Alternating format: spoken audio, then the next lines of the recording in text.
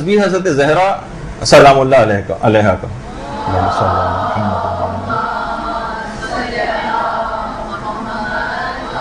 اس کو کبھی بھی سرسری انداز سے نہ پڑھیں، بالکل پورے اعتقاد کے ساتھ پڑھیں، صدق نیت کے ساتھ پڑھیں اور مکمل آداب کے ساتھ پڑھیں. اور اس تسبیح کو پڑھنے کے بعد آپ کوشش کریں کہ یہ نیت دماغ میں رہے کہ اس تسبیح کو پڑھنے کے بعد اس کا ثواب تمام معصومین کو، چہاردہ معصومین علیہ السلام کو ہدیہ کر دیا کریں. یہ عجیب و غریب تسبیح. اور کوشش کریں کہ اس تسبیح کو آپ انگلیوں کے اوپر بھی پڑھا کریں، انگلیوں پر.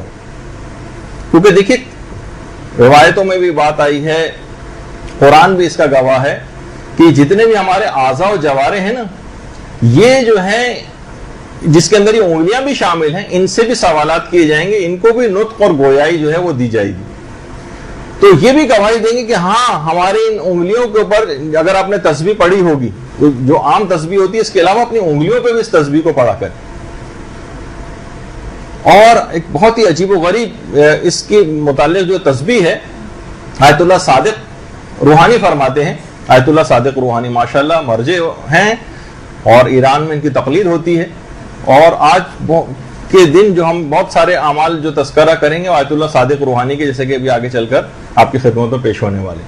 آیت اللہ صادق روحانی یہ بات اپنے استفتاء میں فرماتے ہیں کہ تسبیح حضرت زہرا نافلہ جو نمازیں پڑھی جاتی ہیں ان پر بھی مقدم. یہ جو ہر نماز کے بعد نافلہ ہوتے ہیں، تسبیح حضرت زہرا اس پر بھی مقدم ہے.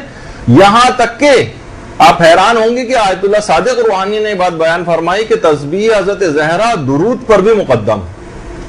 درود بھیجیے نا محمد علیہ.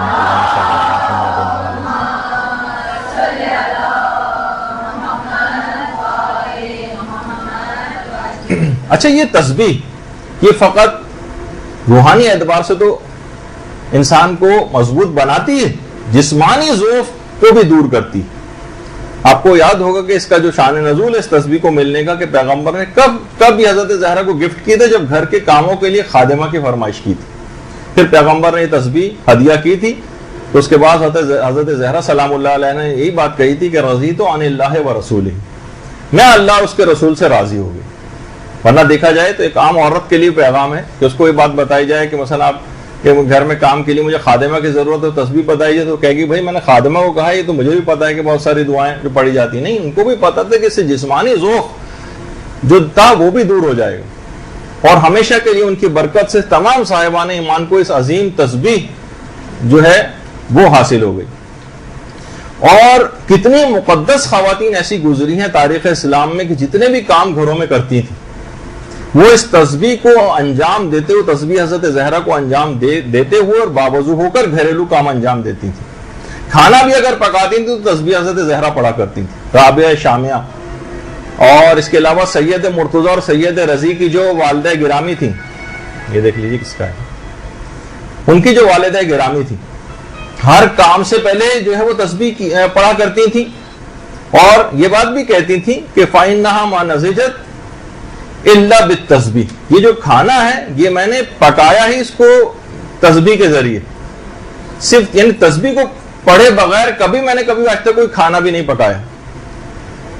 اور دیکھیے یہی